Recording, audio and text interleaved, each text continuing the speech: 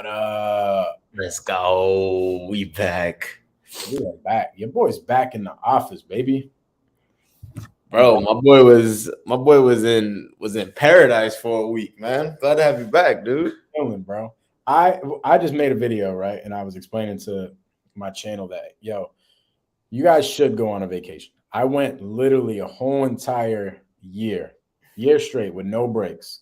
I'm talking like not even a long weekend. I just went ham for a whole year straight, didn't take any breaks, which is cool. I got a lot of shit accomplished. I'm like in a much um, more elevated spot than I was at this time last year.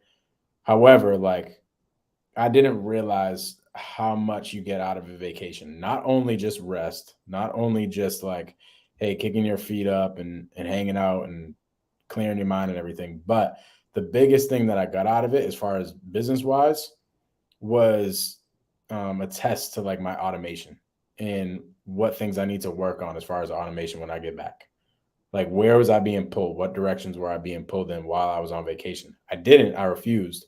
We probably actually lost some deals or we probably lost some money while I was on vacation, but it showed me what I need to work on as far as automation for when I got back. So a vacation is super necessary. Bro, 1,000%. 1,000%. And I'm glad that you took the time and you didn't touch the business, right? Because that's something that I need to work on. Like when I go on a vacation or I go out, like where I'm out of town for a couple days, I can't. It's tough for me to not So hard. to not work at all, bro. So I commend you for that. Were you able to be more? Would you say were you able to be more creative, like with everything else?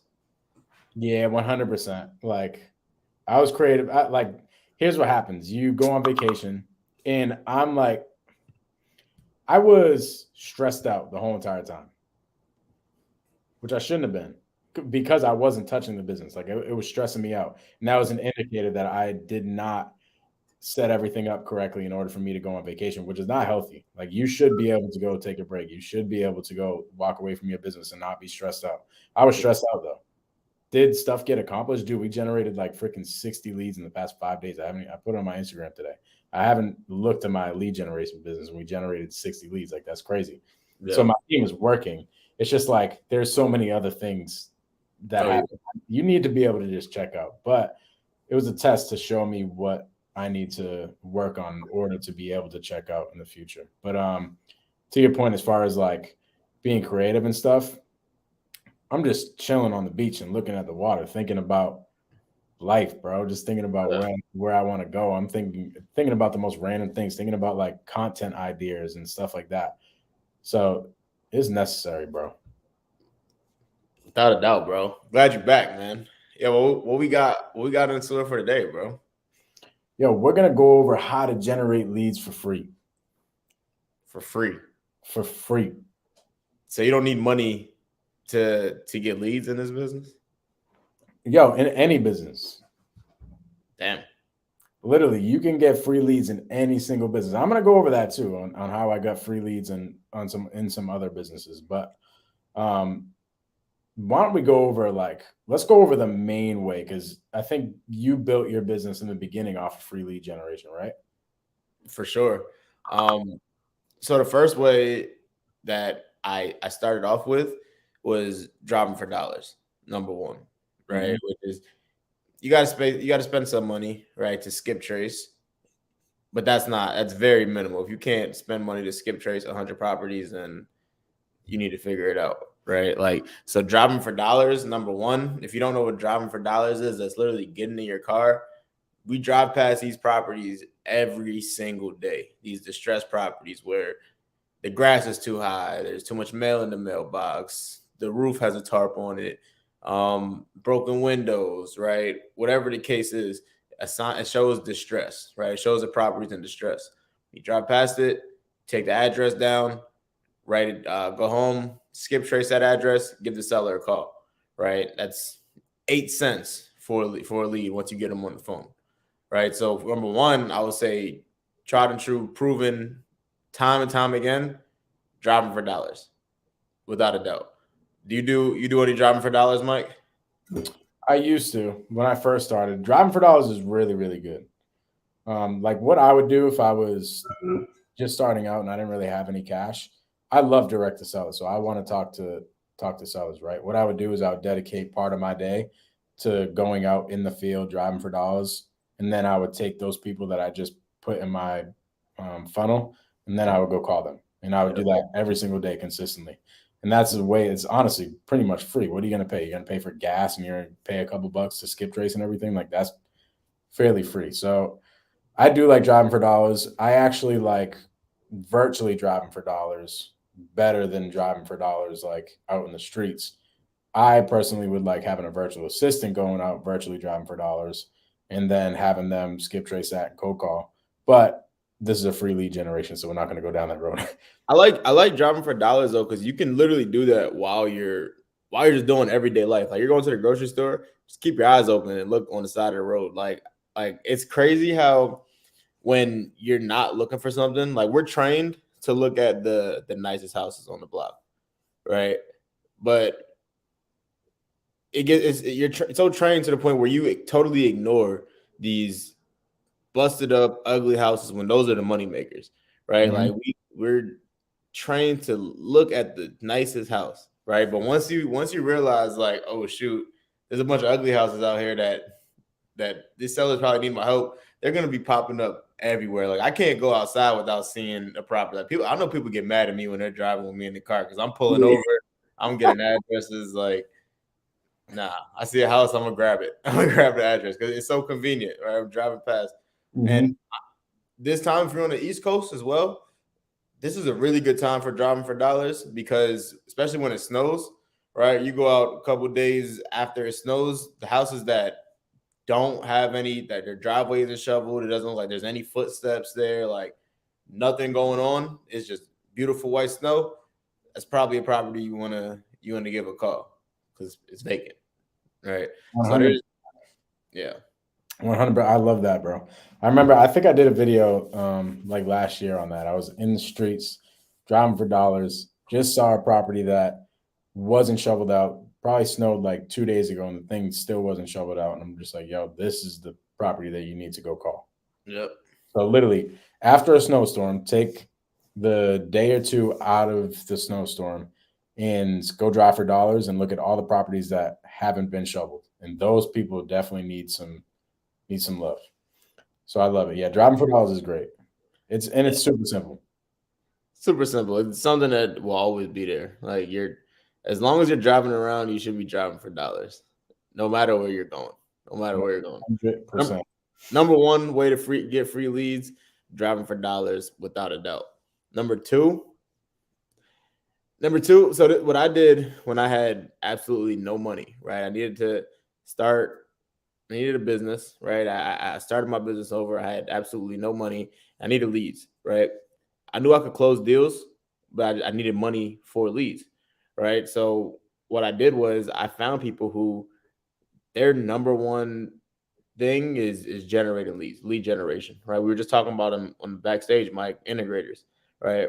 There's so many integrators out here that do not have a visionary, right? So many integrators do not have a closer on their team that can close these leads that they're generating, right? So there's people who are like, yo, I do not want to talk to a seller at all. I just want to pull lists, skip trace the list, make sure I'm pulling the right list, work with the VAs, make sure they're good, and generate these leads for you all day, right? Mhm.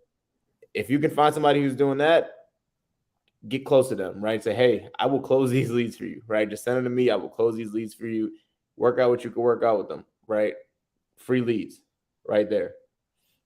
I love it. My business partner started his real estate business like 2 or 3 years before he even met me. Mm-hmm. And he's an integrator. He's like an integrator to the max, like super analytical, loves to generate leads, is a freaking beast at it. And he started this business with another visionary. For you guys that might not know the integrator visionary story, it's like the integrator is the guy doing all the back end stuff, all the analytics, all the implementation, and all that stuff. And the visionary is the guy going out on the appointments, talking to sellers, building all the relationship, being the face. So essentially, he had a visionary partner that he was working with, but the visionary partner stunk. He wasn't getting it done. He was not good at talking to sellers. He just He wasn't a freaking savage. Okay. So my business partner was generating leads. He's a badass. He was getting it done. He was generating the leads. They just weren't being converted. So could you imagine when Mike was starting out 2 or 3 years ago and didn't know how to generate leads? If I had met Andrew 2 or 3 years ago, we would have been significantly like far ahead as far as our direct to seller business is now, right? Yeah. Like we would have got a kickstart on it. But at the end of the day, everything happens for a reason. But to Daryl's point, there are people out here that are just like, what the heck? I'm generating these leads and I don't know what's happening. It was me, bro. It was me when I was generating leads because I was generating leads in the beginning too. Like once I got a virtual assistant, I just didn't know how to convert, right? So there's somebody out there that has all these leads that just does not know how to convert. So get good at converting, and then somebody is out there that has all these leads that it's just a pile of money sitting somewhere, and they're like, "Yo, I just spent like $10,000 on skip tracing, virtual assistants, generating leads, and this $10,000 is just sitting there making me no money." They might have like freaking 150 leads, and there's probably at least 3 deals in those 150 leads that you can go in and tackle and call all these people. Bro, that's so key. Like I don't want to just drive past what you just said. If you're gonna go this route and find people who are crushing it, generating leads, you need to be a badass closer, right? It's your job to be a badass closer because first you need to close them on the why they should send you their leads, and two, you can't let them down, right? Like you need to make something happen with these leads, right? So I highly recommend if this is you spend all the time that you can becoming a better closer, whether that's getting into mentorships, getting coaching, right? Investing in yourself, studying on all these techniques on how to become a better closer. That's what you need to do, right? If you're going to go to our sales training. What do you say? They should probably go to our sales training video. They probably should do that and watch it over and over and over and over again before we take it off and start charging people for it. Yeah. Right. So if you want to go that route and you want to reach out to integrators and other people generating leads, right? And it doesn't have to just be integrators. It could be anybody who's generating leads, and position yourself as the closer, right? Now you can either position yourself as a closer that works on their team, or you can position yourself as a closing partner, right? It's all about how good of a closer are you and what you can negotiate with this person, right? Dude, we're like top on YouTube if you type in sales training wholesale. Oh yeah, Wholesale Hardknocks is the 3rd video. I like it. Come on, I like it. Y'all go type in Wholesale Hardknocks sales training, and you will see some badass sales training. So yeah, to Daryl's point, just get really, really good at talking to sellers. Get good at closing. Put all your time and energy. Get close to these people that are good at closing, and you will become a closer. And then you'll be able to take your talents and go help an integrator that does not want to talk to sellers. So that's what I would do. Another thing, what I would say to kind of piggyback off of that as far as lead generation is you could reach out to, maybe they're not integrators, but maybe they could be people like just people that understand cash deals, that don't understand creative finance. And you can reach out to them and just say, hey, send me your dead leads. I know creative finance, right?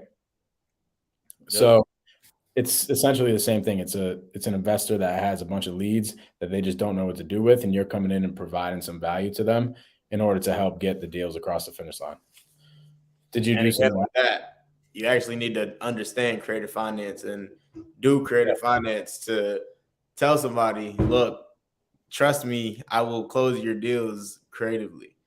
Because you're gonna have people reaching out to you every single day asking you what's going on with this lead, what's going on with this lead.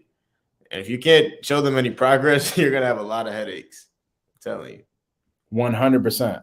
So this is funny, right? When I first started learning about creative finance, think about it. When I first started learning, I thought that I could just go generate creative finance leads like right off the rip. I reached out to people on Facebook without any freaking credibility, without anything, right? I just reached out to people on Facebook that I knew were wholesales, and I said, hey, send me your dead leads. There could be an opportunity for creative finance. Like, bro, who the hell are you, dog? You know what I'm saying? Like, this is what I got one time. I remember I reached out to somebody on Facebook and said that, and essentially said, hey, send me your dead leads. I have a lot of creative finance skills. Let's get these things done. And he's like, bro, just be honest. You don't have any leads right now that you're working. And I'm like, dang, bro. That same wholesaler though. Actually, never mind. Never mind. Anyways, we don't gotta talk about it. but yo, that's big, bro. That's big. And the whole thing with JV, right? I had somebody reach out to me the other day, and they asked me a question about how to run a JV business efficiently and how to remove yourself from it, right? Mm-hmm. So there's two things, right? One, it's really freaking hard to remove yourself from a JV business. One, because you have to provide so much value, right? Like people are sending you leads because of the value that you provide, right? It's aligned with the credibility that Mike was talking about, right? If people trust you, if people see that you're actually doing the business and you're actually out here helping people, they're going to want to work with you, right? So they're going to send you dead leads. So one, you have to constantly provide value to your community, your other wholesalers, real estate agents, whoever are generating leads. You need to provide value to them, whether that's showing them what you do, right? Giving them some sauce. Again, you have to position yourself as a subject matter expert for this, right? So you need to have some skills. You need to be able to show people what you can do, right? So I wish I knew that earlier. Like yeah. I learned that probably in the last like 2 or 3 years of my entrepreneurship career. That let me think about this. What was the book called? Gary Vee has a book called Jab, Jab, Jab, Right Hook. Mm-hmm. Okay. And it's about give, and then ask. Right. So to Daryl's point, you have to give value. This could be in the form of creating YouTube videos on creative finance. It could be in the form of just contacting them and sending them one of your seller calls or something and just say, hey, look how we did this deal creatively. Look how we talked to the seller here or something like that. Like give some value, get in front of their face and get their attention. And then you say, hey, bro, do you have any leads that could be creative finance leads? And then that's how you get some creative finance leads rather than being a bonehead like Mike and just reaching directly out to people. I was like, here's what I was doing in the beginning because I didn't really have many leads. So I was trying to generate leads as many ways as I could. I was trying to send out mailers and everything. And one thing that I was doing to do it was just texting everybody on Facebook, hey, send me your dead leads, send me your dead leads, send me your dead leads. And I was trying to do like the shotgun approach of just like hitting a bunch of people up and hopefully somebody ends up reaching out. I hate that approach. It's not good. You know why the heck I did it. I was just desperate. I didn't know how to generate leads, right? So giving value and getting value in return is always the best way to go. Without a doubt. And like I said, right, like it's going to be really tough for you to pull yourself out of this business because it starts with you, right? Like you're not going to get leads. People are trusting you pretty much. People are trusting you to get it done. They're reaching out to you, right? Like you can set it up to where your team makes the calls, right? But people are still going to be reaching out to you for updates, right? So you need to be able to set up a efficient business to show them where their leads are at, right? Like show them the progress, because a lot of times these deals don't close right away. Most times, majority of the time, they don't close right away. It's going to take months and months of follow-up for you to get any traction, right? A lot of times they don't even answer the phone. And then you don't want your JV partners to just be reaching out to you all day. What's going on with the lead? What's going on with the lead? What's going on with the lead? Like you have other stuff that you need to do as well, right? So it's up to you to be able to set up a system in place to where they don't need to ask you, right? They can just check something. Okay, here's my lead, right? Here's the status of it. Here's the next follow-up. Okay, right? So I learned that the JV business, it's a repeat and referral type of business, right? And you have to think about like your customer experience, right? And I was looking at JV partners almost as like a customer, right? Because they're bringing the leads in, right? So you need to make sure their experience is top notch, right? And they're getting the very best experience that they're going to get working with somebody else. So that way, they're not selling their leads to anybody else. They're selling their leads directly to you, right? If you want to truly sustain a strictly JV business to where you don't need to spend money for any leads, right? I didn't spend any money for about 9 months on leads. No need to. You know what I'm saying? Because I was setting things up like this. I had things set up like this. Mm-hmm. I love it, bro. I would say that kind of goes into the next free lead generation thing I was thinking about is referrals, right? Yeah. These are referrals. You could get, let's just say you had a JV partner who was sending you a bunch of leads and you really took care of them, right? Like it was a white glove type of service. They could go right into your CRM and they could see everything.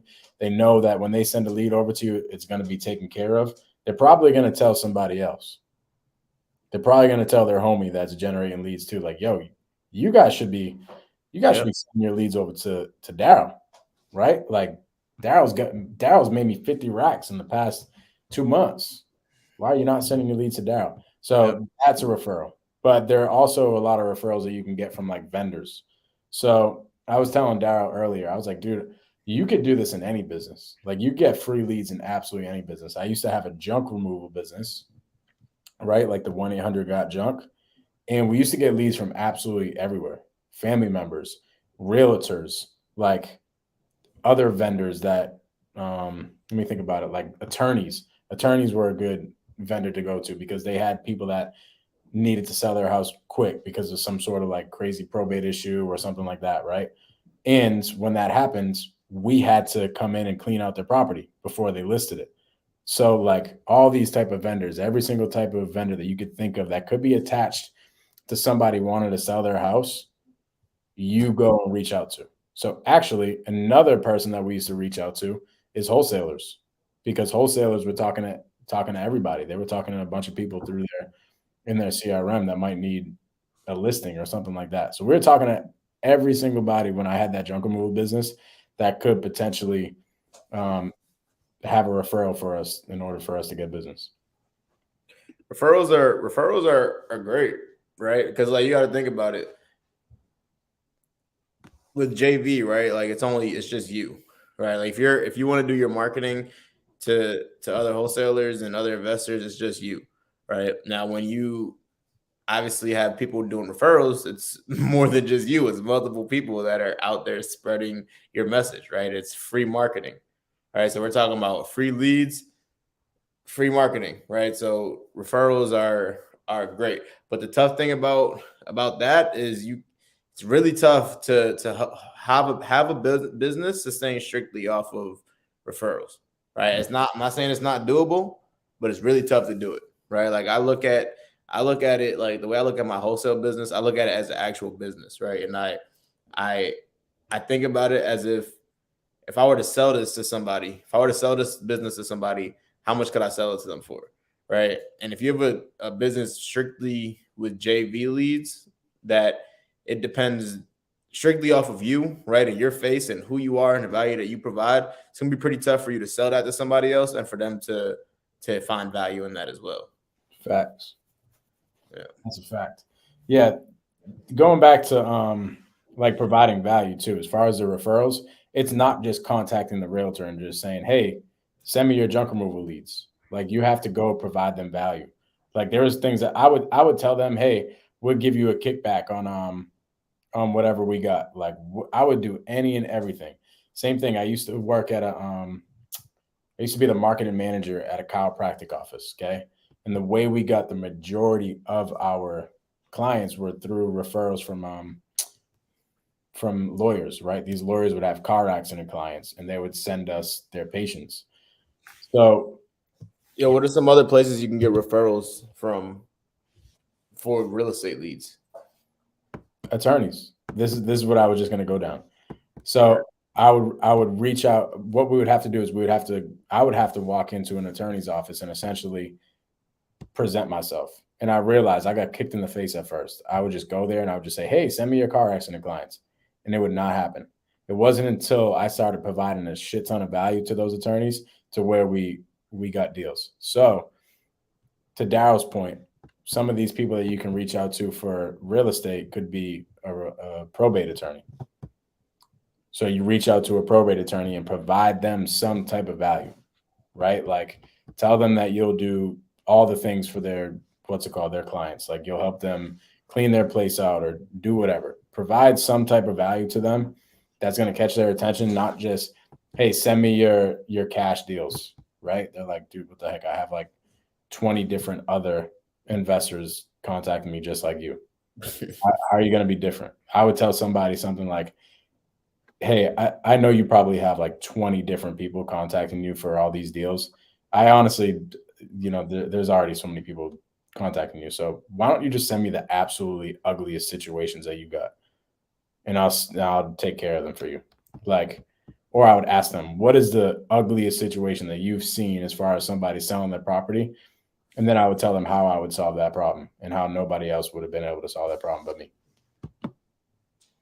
And stick it. I love it.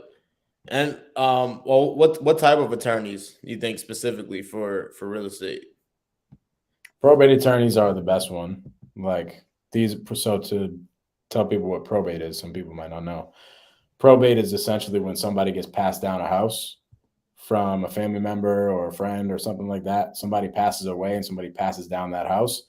It goes through this process called probate. Now, what happens is the attorneys have to run title and they look at the history of the property and they look at the will and they make sure that the person that it's being passed down to is the right person. And once they verify that it's the right person, that person gets named the executor or the personal representative of the estate.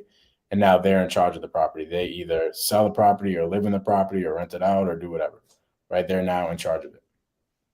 So you go to those attorneys that get contacted by these people that get passed down a house. They get passed down a house and they contact the attorneys and they're like, yo, I don't know what the heck to do with this house. My pops left me this house. He passed away. The house is in terrible condition. Like, I never want to live there. I don't want to rent it out. I don't want to do anything. I just want to sell it.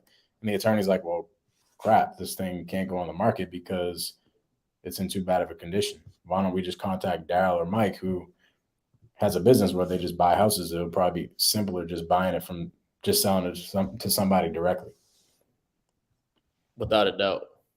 Without a doubt. Any others that you can think of? Any other what? Attorneys? Yeah, type of attorneys. Type of attorneys? No. I can't think off the top of my head now. Yeah, no, I can't think of title companies. They send a lot of times they have pre-foreclosure lists, title companies. So you don't have to go buy the list. You have to skip trace it, which may cost a few dollars, but you can get free lists from your title companies. Love it. Yeah. And sometimes they have deals that fall out of contract. All the time. All the time. That they'd be willing to, if you have a good relationship with them, you tell them like, yo, at the end of the week or something, at the end of the month, let me know all these deals that your client couldn't get across the finish line for whatever reason. And I'll see if I can help the client out. So that's something. All types of attorneys, bro. Every single attorney sees everything. It's just like a realtor. A realtor sees all the types of deals. They just don't know what the heck to do when they come across a cash deal, right? So a lot of times they'll refer to us. So that leads into the next thing is, I would say, realtor outreach. Your favorite. Realtor outreach. This is like, it can be looked at as a referral business. And the best realtor outreach businesses are operated as referral businesses. Like, if you guys know Jonah Corchin, he was on our podcast maybe 3 or 4 weeks ago. And they did not see that episode, they are tripping, because that was one of the best episodes that we had.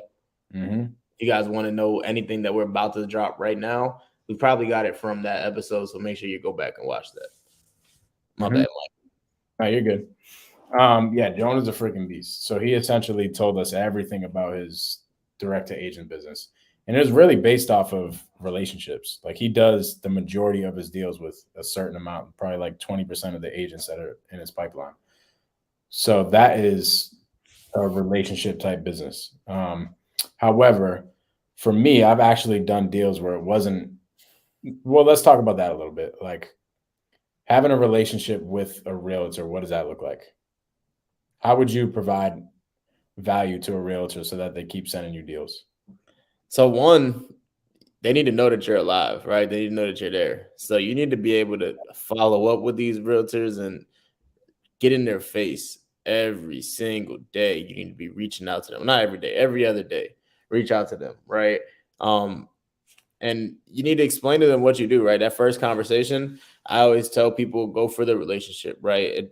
Even if they have a deal listed, tell them how you help other real estate agents, tell them how we help other sellers, tell them what situations they're good for you, right? So like I would like realtors to send me their dead leads, right? So no equity, pre foreclosures, things that they can't sell, right? So I tell them, I'm like, hey, I'm just like every other investor that you may work with. I buy cash, right? But that really doesn't excite me, right? You can send me the cash stuff, but you can send that to everybody else as well. Where I really want us to work together is on the leads that make no sense for you or for anybody else, right? The ones where sellers may be asking for too much money, somewhere a seller may need to come to the table and pay just to sell their house, right? Where there's no equity and nobody's coming up to their price.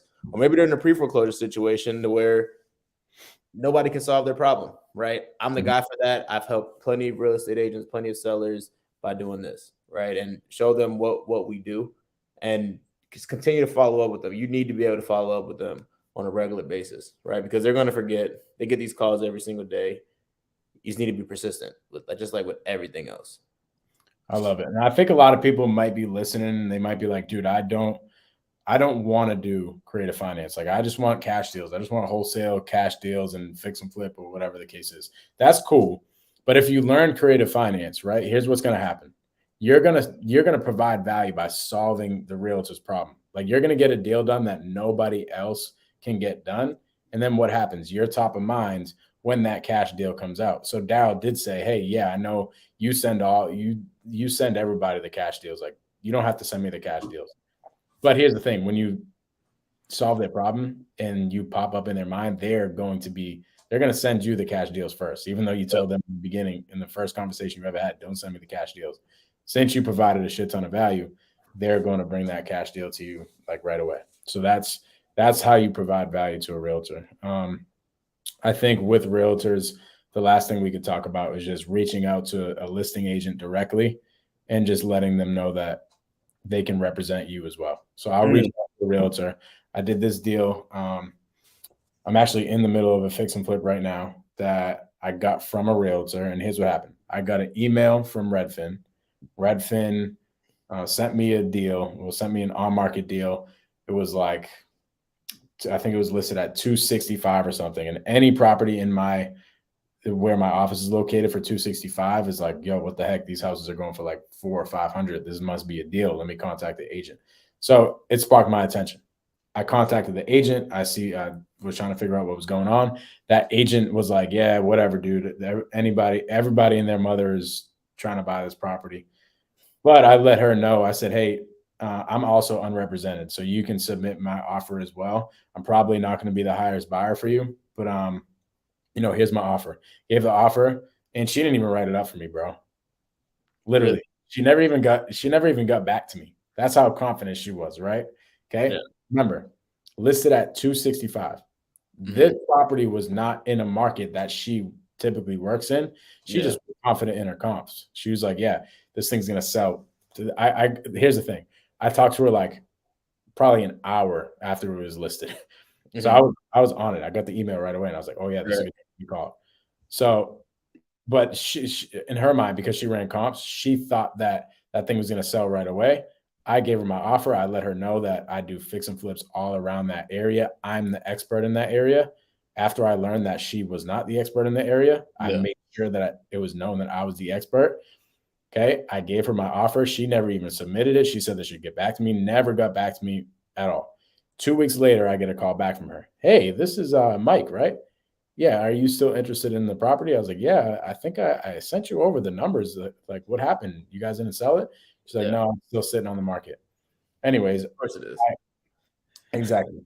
I end up going to the property and meeting her there and submit my offer at $205,000. This is $60,000 less than what it was listed for. It was probably I didn't get her highest bid at that point, but it was probably like $15,000-$20,000 less than her highest bid. Right. I can imagine. I should have asked her that, but I can imagine that it probably was. And she ended up saying, no, I don't really know. We're going to list the property for the next weekend. We're going to see how it goes. Then she called me back that same day and hey, actually, would you come up to 215? And I said, no. And then she ended up coming back. She ended up saying again, all right, we're just going to end up letting it rock for the next week. We'll get back to you. I'm like, okay, cool. She calls me an hour later and says, hey, we can do 205. Let's move forward. I'm like, all right, cool. So I got it locked up at 205. The reason being though, why? Because she was like, dude, this property is not in my market, right? She had motivated sellers who needed to leave. They were closing on another property. They needed to close on this thing. She's like, yo, this isn't my market. I don't know. This listing is beating me up, whatever. I'm going to make more money if I take a lower purchase price anyway, because this guy's going to give me dual agency. Yep. Because now she gets the whole 5%. She doesn't just get the 2.5%. Now she gets both sides of the commission, buyer's agent and listing agent. So what she did, and she obviously didn't tell me this, but she probably went back to the sellers and said, hey, this thing isn't selling. I know you guys have to leave in the next 30 days. This guy's willing to close. He's been doing deals all around the city.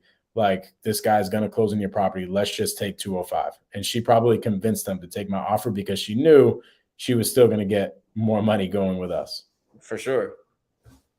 It's crazy how that's literally the magic word for real estate agents. Like, it's almost like they're not listening until you tell them, hey, I'm not represented by anybody. You can represent me as well. Right. And it's like, oh, okay, now you're talking. Right. So that's I suggest leading with that. Right. I suggest leading with that when you get on the phone with them. Hey, my name is Daryl. I'm calling about this property on Main Street you have listed. Real quick, I actually don't have an agent representing me on this. Would you be okay with representing me? Perfect. I love that. The reason why I love it is because people will go in differently, and they'll go in with something like this. They'll say something like, hey, Daryl, this is Mike. I'm calling about your property on 123 Main Street.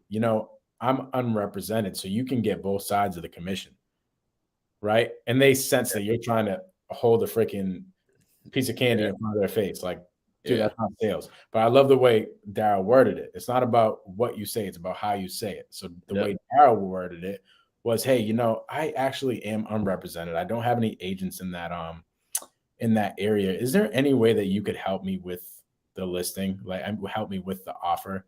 Yep. Now they're like, oh, this makes sense. This guy genuinely needs my help. Needs help. Okay. Of course.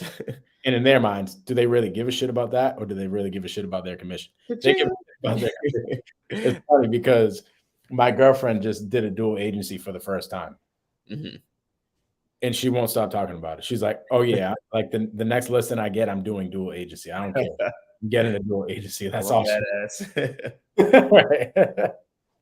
So the agents love dual agency. They love it. So I that's what we talk about, lead with value, right? And that's a great point, Mike. Like, I didn't even notice it. That's just how I naturally go into it. But what you said is a great point, right? Like, you don't want to make it seem like you have a motive, right? Like, that's why a tone of curiosity. And we talk about this in our sales training. So if you need some sales skills, get that sales training link. I'm telling you, because we're about to take it off and start charging for it. But if a tone of curiosity helps so much, right? Like, if you go in there like, hey, I just need some help here, right? Mm-hmm. People are more willing to help you out, right? Even if they have their own motives behind it, even if they just hear the money in the background, right? That they're gonna get, they want to help you out because they don't feel like you're trying to take advantage. Mm-hmm. They don't feel like you're trying to take advantage. So, heck yeah, bro. That's our sales training right there. I think we kind of hit it on the nail, bro. There might be a couple other things that come up as far as free leads. Like, I can think of, especially other businesses that I have, ways that I generated leads for free. But this is the majority. If you guys want to take action right now. I think we laid out like 5 different ways you can generate leads for free. Yeah. For free. Like Not for a free. dollar. You don't need any money. All you need is some time and freaking hustle. So you can go out there and generate these leads for free and get it done. Start making freaking tens of hundreds of thousands of dollars in this freaking business. Promise you, it is that easy. You just have to take action. Okay. I think we went over all the ones that you can fairly do like right now. Literally, you can go outside right now and go get leads. Right now, it's up to you to convert. Right, and that's what we were talking about. There's two different there's different parts of the business. Right, you have lead generation and you have conversion. If you're going to outsource your lead generation, you just better be the best closer that you can be. Right, because now you don't have no reason not to be. Right, you got your time back. You're not generating leads. You're spending all your time calling sellers. You need to be the best closer that you can be, right? So become obsessed with it. That's a fact. With that being said, y'all go take some action on these free lead strategies and come back to Wholesale Hard Knocks in the comments with, yo, I just got a lead for free. Let's go. Literally, if anybody's watching right now that plans on watching next week, which you probably should, okay, I want you guys to come back in the chats next week with a lead. And what we're going to do is we're going to bring you up on the screen and talk about the lead, talk about how you generated it. Let's go. So I want that to happen. Let's go. Out in the universe. People, thank y'all for watching another episode of Wholesale Hard Knocks. It's your boy Mike Gomes and my guy Daryll right here. If this video brought y'all any value, please like both of the videos. Subscribe to both my channel and Daryl's channel. We appreciate y'all. Peace. Peace.